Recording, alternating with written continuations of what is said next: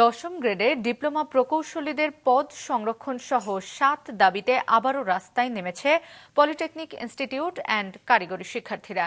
বেলা ১১টা থেকে তাদের অবরোধের কারণে ঢাকার ৭ রাস্তা সহ আশেপাশের সড়কে যান চলাচল বন্ধ আছে। শিক্ষার্থীরা জুনিয়র ইনস্ট্রাক্টর পদে ক্রাফট ইনস্ট্রাক্টরদের পদোন্নতির রায় বাতিল ও এতে জড়িতদের চাকরিচ্যুত এবং ২০২১ সালের নিয়োগ বিধি সংশোধনের দাবি জানিয়েছেন।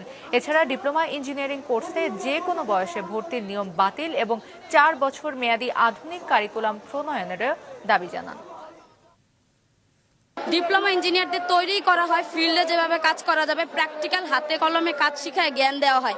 আর বিএসসি ইঞ্জিনিয়ারদের তারা গবেষণা করবে, প্ল্যান তৈরি করবে, এই জন্য ওইভাবে তাদেরকে নবম গ্রেডে তৈরি করা হয়। একজন ডিপ্লোমা ইঞ্জিনিয়ারের পিছনে সরকারের প্রায় বার্ষিক ব্যয় হয় ১ থেকে ১.৫ লক্ষ টাকা।